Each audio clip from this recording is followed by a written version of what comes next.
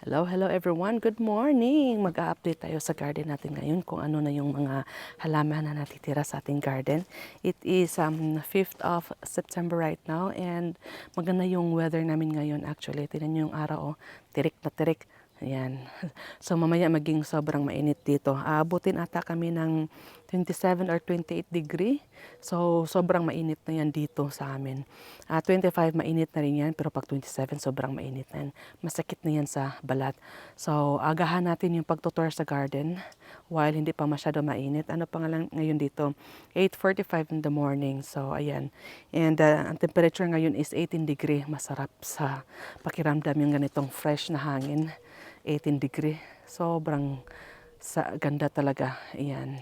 So yeah, simulan na natin pagtutour sa ating garden. September tour garden. So, ayan, magsisimula tayo dito sa aking self-growing na squash na galing pa doon sa raised bed na yan. Self-growing yan kasi I think galing yun sa compost ko, sa own compost na nilagay ko dyan. Baka may isang seeds na nag-germinate. So, eto na yun siya. So, tingnan nyo, ang labong na nila, ang dami na nila. Tapos, more, more squash pa. Oh my God, look at this, oh. Ang laki nila. May na-harvest na akong isa dito na sobrang laki na umabot ng 5 kilo. So, ayan. Ayan. I think ready na to sila, oh. Yung tinig. Pero hayaan ko lang dyan kung gaano ba yan sila kalaki. And meron pa din dito. Ang dami talagang bunga ng squash na to. Ayan, oh. Meron pa, oh. Meron pa dyan daan, oh. Sinong may gusto dyan, punta lang kayo dito, mag-harvest lang kayo. Yan. O, diba ang dami? Palaki na yan. So, next is ito yung aking eggplant na raised bed. 4 lang yan sila dito. Tingnan nyo, may malaking bunga na, oh. Oh, diba? Ang laki-laki. Ang daming bunga nila dito. May isang eggplant dito na malaki na hindi ko kinuha and I regret it kasi may kumain, no. Ewan ko kung sinong kumain dito, baka slugs or ewan ko ba. Gumawa lang sila ng butas dito at saka pumasok at saka nila kinain yung sa loob, oh. Di ba ang talino? So I hope hindi nila makita to at hindi to nila makain. Wala pa naman tong sugat, so hindi pa ata nila nakita. And wow, ang dami. Meron pa dun sa loob, hindi ko to nakikita, oh. Ayan, oh, ang daming bunga, oh. Alam, makaka-harvest talaga ako ng maraming eggplant this year. First time ako magtanim ng eggplant dito. Kala ko hindi na ito bubunga kasi pangit yung start namin sa summer dito, eh. Ayan, late na din to sila nagbunga. Oh, di ba ang bango? Ang bango. Ang ganda, oh. May bunga na. Ayan. Wala, ang dami nila. Meron, uy. Wala, dumami na nga sila. Ito to first time to silang nagkakaano ng ganitong bunga. First time to sila kasi lagi nahuhulog yung bulaklak ba. So happy and more here. Dami na nilang bunga, oh. So hindi na to maano na si Mama Che dito sa kakakain ng eggplant. At yung pang-apat is andito. Yan, marami ding bunga. Doon sa ilalim. Oh, diba? So blessed si Mama Che. And may companion din ako dito na parsley. Hindi ko to na-harvest ng parsley dito. Kasi usually nag-harvest ako sa parsley dito sa aking raised bed na to. Companion sa peanut. Madami tong bunga. As in sobra. So after dito ng aking eggplant, dito ko na itatanim next year yung aking strawberry. Kasi wala na akong raised bed na strawberry. Yung dalawa dyan tinanggal ko na kasi natamaan ng aking greenhouse. Yan. So, kaya bumili ako niyan para sa strawberry supposed to be. Pero naisip ko na gamitin ko na lang muna sa eggplant while andyan pa yung mga strawberry, di ba? So, kasi tapos na sila. So, kaya tinanggal ko na sila at naglagay na ako ng greenhouse. And I still have one raised bed for strawberry here. Hindi ko muna sila tinanggal. Kasi kukuha ako ng mga halaman dito. Ilalagay ko sila sa pot or I will just leave it them there. At saka na lang ako kukuha for next year planting para gagamitin ko. Ano yan siya? Ano to? Anyway, may squash plant pa din ako dito. Oh. Yan. Dito, may bunga pa siya na may nakita ako. O, di ba ang dami na naming squash? Lumalaki pa naman sila. Ito empty to sila. I think I need to put inside the greenhouse and plant some pak choy. That is my plan. And ito, yung broccoli na pinabayaan ko lang dyan. Until now, wala pa ring bunga. And ito, may tatlong ano dito na garlic. Nahayaan ko lang sila kasi nagbulaklak. And ito, magiging seeds na to sila.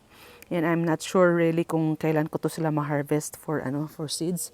Kasi gusto ko maka-harvest ng seeds dahil magsisimula ako sa pagtatanim ng onion from seeds. Ayan. And yung isa natanggal. And yung flower, I think, hindi ata to sila nag-survive. Hindi nga. Ayan. Nawala na sila. Yeah. And may isa pa akong eggplant ito. Hala, may bunga pa nga oh. Ito yung first na eggplant ko nilagay ko dito sa loob kasi medyo mainit. And marami na din akong na-harvest dito. Dito ako naka-harvest nung sabi ng anak ko na may saging daw, banana daw. So dito na maliit na greenhouse. Dito kasi ako nagpapaano ng mga maliliit na tanim eh. So ngayon tinanggal ko yung nila, yung ganyan. Tapos nilagay ko dito sa loob yung aking eggplant.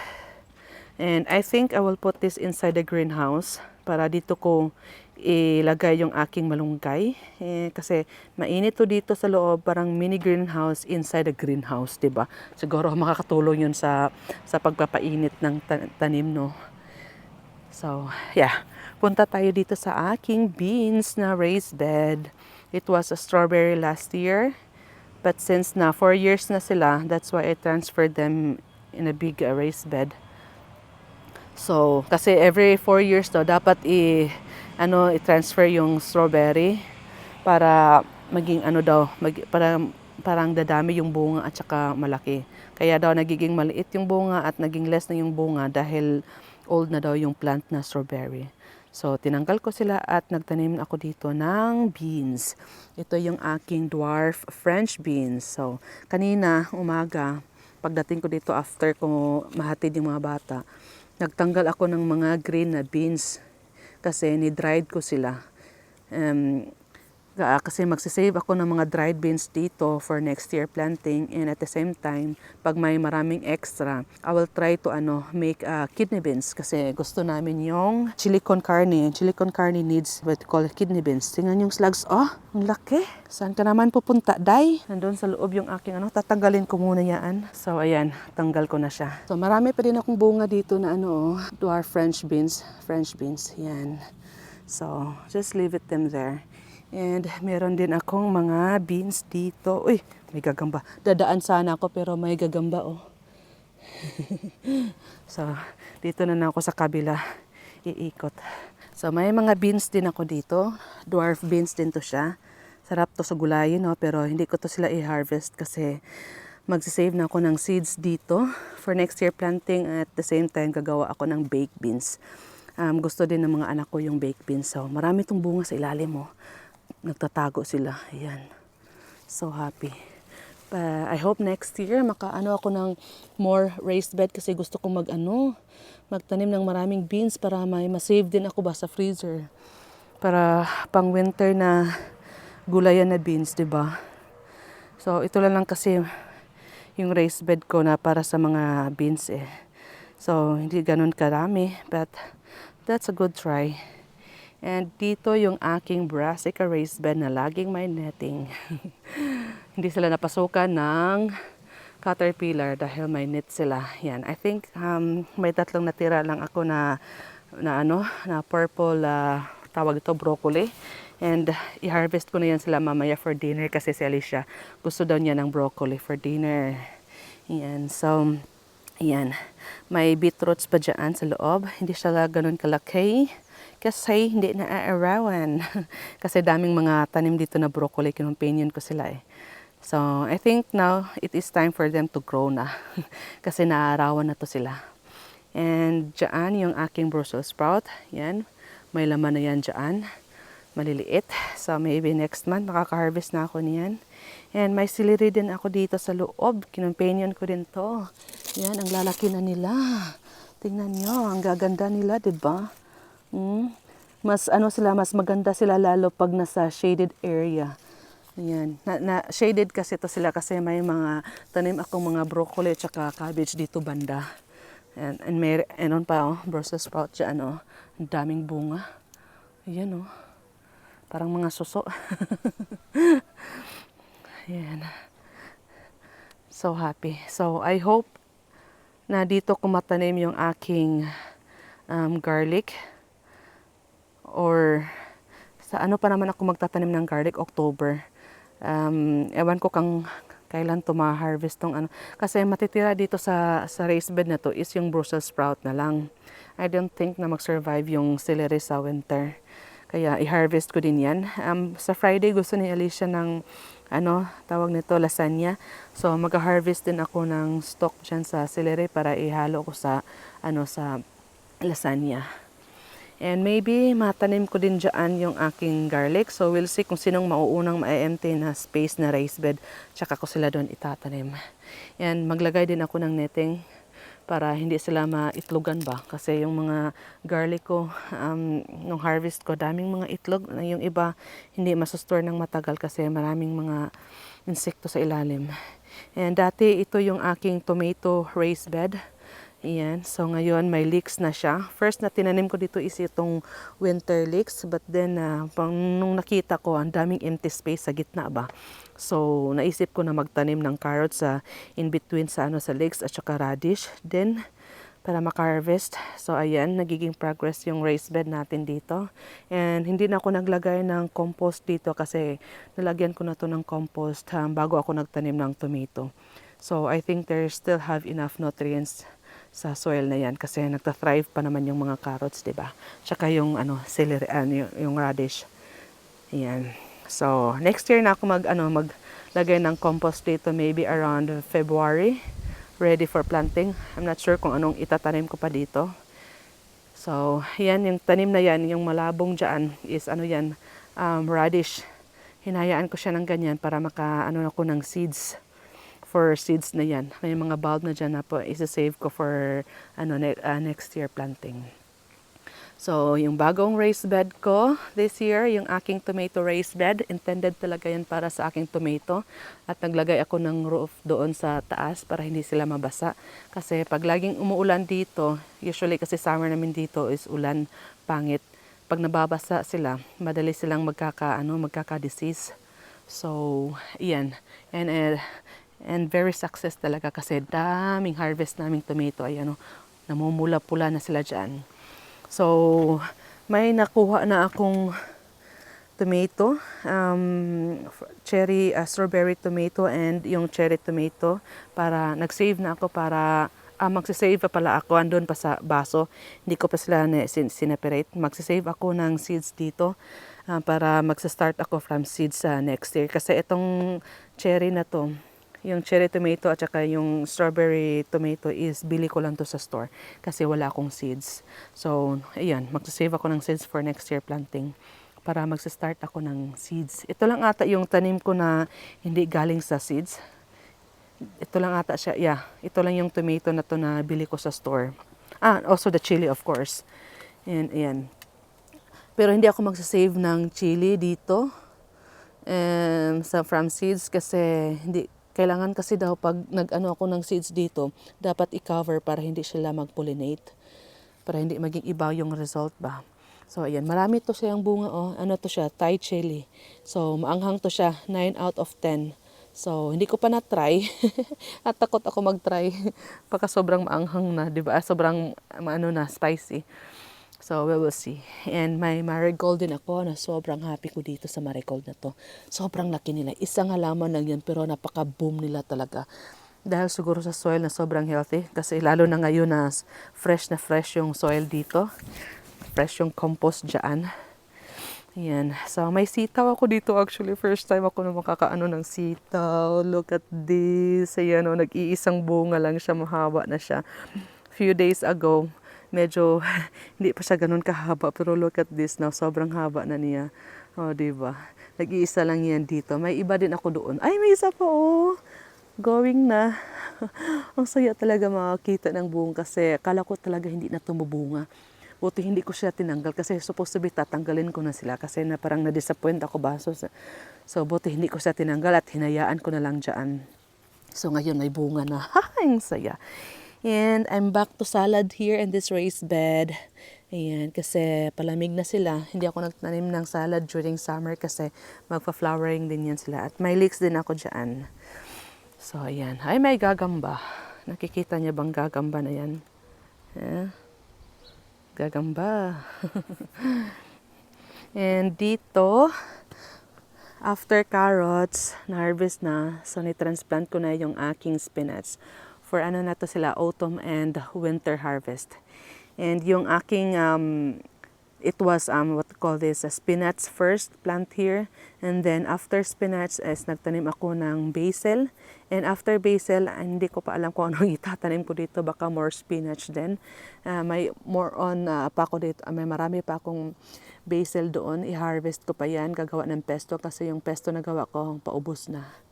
Yan. So, more leeks dito. Ngayon pa sila naglalakihan. Oh. Mga pasaway. Summer leeks pa naman to siya. Ewan ko kung mag-survive yan sa winter. We'll see. So, tingnan yung aking mga beef tomato. Oh, ang lalaki nila. Ayan, marami pa talaga akong beef tomato doon sa loob na gagawin ko pang sauce. Ayan. So, ang lalaki nila. Ayan, ito ready na talaga to i-harvest. So, pulang-pula pero di ko muna sila tatanggalin dyan. Hayaan ko lang dyan muna. Kasi mayroon pa ako doon sa loob ng bahay. Ayan. So, mag-ano ako dito. Magpo-pruning ako dito or magtatapping mamaya. Yun ang aking trabaho today. And excuse me. And dito naman yung aking mini greenhouse. I am so happy dito. First time ko makabili ng mini greenhouse na yan. And dito ko tinanim yung aking ampalaya and ang aking melon. Very success. So, kaya naisip ko na tanggalin ko yung cover dito para hindi siya masira during winter time. So, we'll try to save it for next year planting. And for sure, doon ko rin itatanim yung aking melon. And maybe I will try watermelon kasi twice na ako nag-try magtanim ng watermelon 2 years ago and this year, but then no success. I think dahil sa weather namin. And ito yung rabab, masarap to sa sabaw at saka sa pie. Hindi ko to na-try sa pie kasi gusto ko sana mag-try ng rabab together with strawberry. Pangit yung strawberry namin this year, walang masyadong bunga. Ewan ko kung bakit. So hindi ako nakapagawa ng pie. And ito yung asparagus namin. Bagong tanim ko lang to. And for now, they looks really healthy. And I hope matutubo din to sila next year. Kasi yung first na tanim ko ng asparagus, dyan banda last year. Ngayon, hindi sila tumubo. Ewan ko. Namatay ata. So, pag hindi pa yan tutubo, itong na to, Camilla sinensis na tanim na to, dyan ko na lang siya itatanim. Ano to, masarap to para sa tea.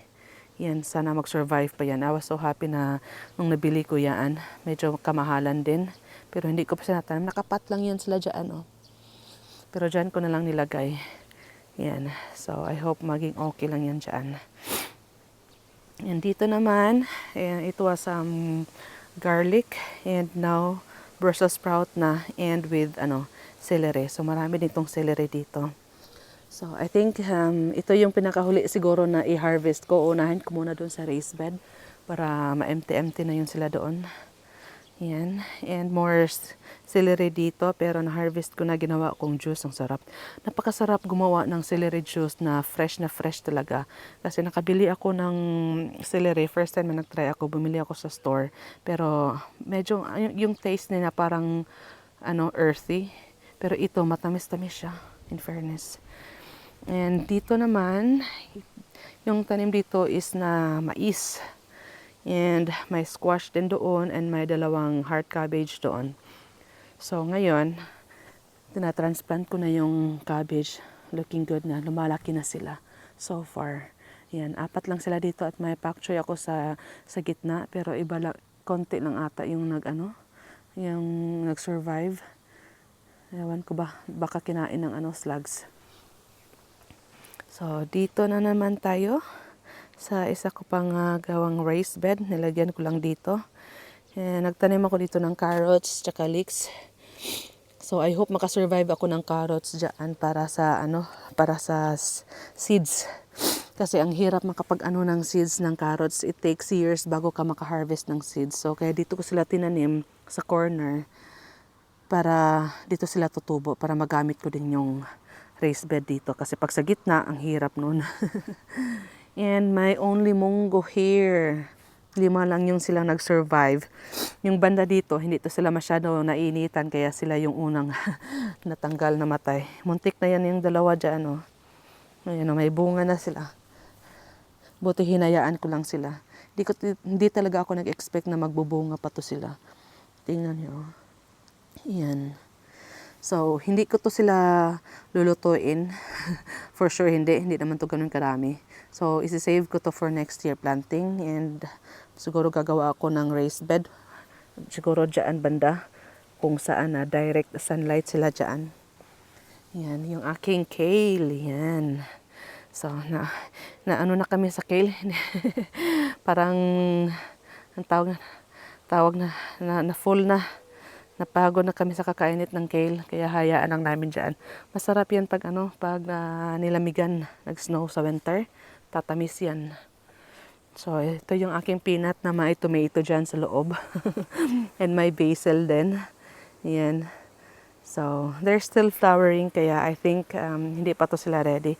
Nag-try ako nag-dig sa soil yesterday. And may isang na maliit pa na hindi pa talaga nag-firm na peanut. So, I think yung peanut talaga, yung pinakamatagal na tanim dito sa aking garden. I think I transplanted them around April or May. And still now, hindi pa din ako nakaka-harvest. So, we'll see next year kung magtatanim pa ba ako ng peanut or hindi na. And we will see also kung ilan ba yung ma-harvest ko dito, kung makagawa ba ako ng peanut butter dito. So, ayan yung ating tour sa labas ng aking mini garden. Ayan. At tayo papasok na sa ating greenhouse. Kung ano bang laman dito. Ayan. So, ito yung sa loob ng aking greenhouse. So, ganito muna sila sa ngayon. Ayan, pero ganito lang yan sila, pero marami to sila. Ayan, may cabbage ako dito, heart cabbage din yan. Ito, medyo malaki-laki na. Sila kasi yung nauna na tanim ko eh. Lahat dito, yung mga tanim is nakapat. Yung mga pot dito is galing to sa mga potato pot ko na na-harvest ko. And yung celery, yung mga ganyang malalaki, galing yan sa celery na plant. Pinasok ko dito at tinamnan ng bagong tanim. So, far naman, naging okay sila. Super healthy. Kitang-kita naman. Ayan. Yung aking peas na kakatanim ko lang nung 1st of August. Ngayon, malaki na. May tanim na to sila actually. Nagkuha ko ng isa kahapon. Binigay ko kay Victoria. Sabi pa niya sa kanya. Sabi pa niya, more daw. Kaya hindi ako nagsabi na meron pa dito. Kasi gusto ko makaharvest ng peas dito. Yung real peas talaga. Kasi si Victoria, kinakain to lahat ng ganyan. Oh. Ayan.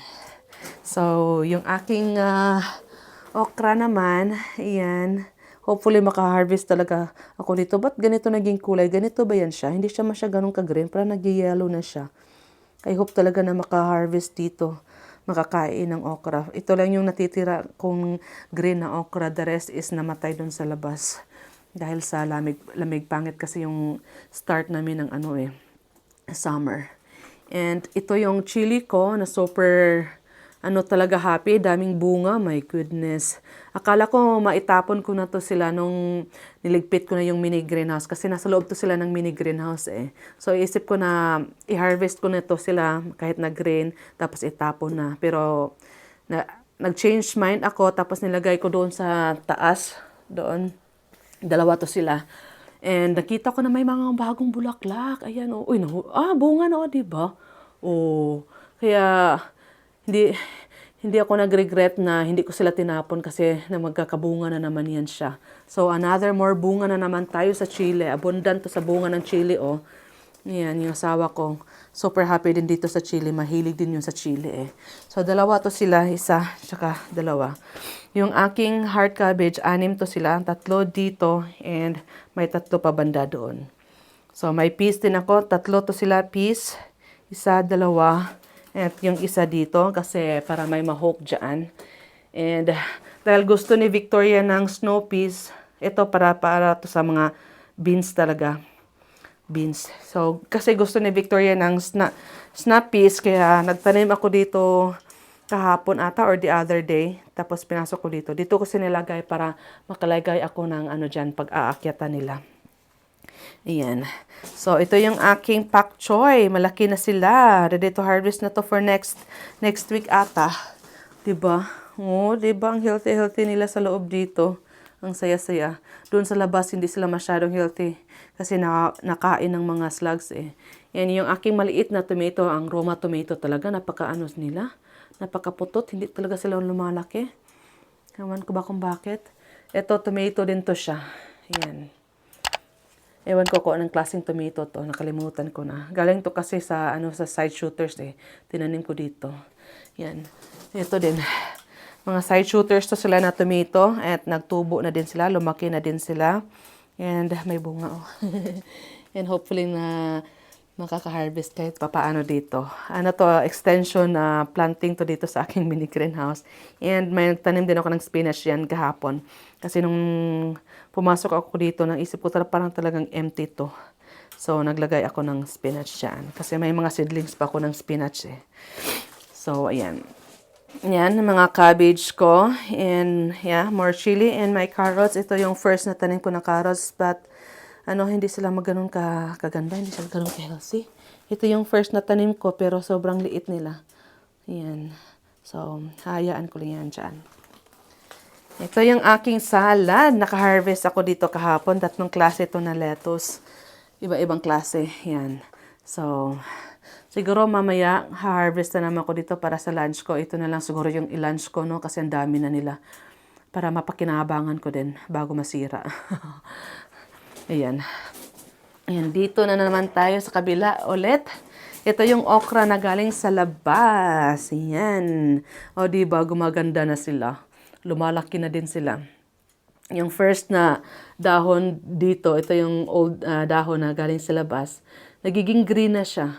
Nung kakatransplant ko lang dito, medyo maliit siya. Tapos yung kulay niya is parang yellow-green na ganun. So, hindi pa siya ganun ka-healthy. Pero ngayon, green na siya at medyo lumalaki. And yung mga bagong dahon, ito, lumalaki na din sila. O, diba? At may bunga na din. Ito, natanggalan yung bulaklak. Itong bulaklak to siya. And I think, na to sila? Going fruits na to sila. Matanggal na ata to sila. Kasi dito, may bulaklak din to siya. Pero natanggal at ngayon, nagiging bunga na siya. O, diba? And may empty space, Mama Che. So, nagtanim ako ng pak choy. May mga insekto ba to? Soil pala. And ito yung aking eggplant dito na super healthy talaga nila sa loob dito. Uy, yung dahon nila compare doon sa labas na eggplant doon. Iba talaga yung result sa labas na eggplant compare dito sa loob. Ayan, ang daming bunga. Ito pa oh, mga maliit oh. Ang dami din tong bulaklak. Meron pa din sa likod Naka-harvest na ako ng 2 o 3 na eggplant dito sa tanim na to.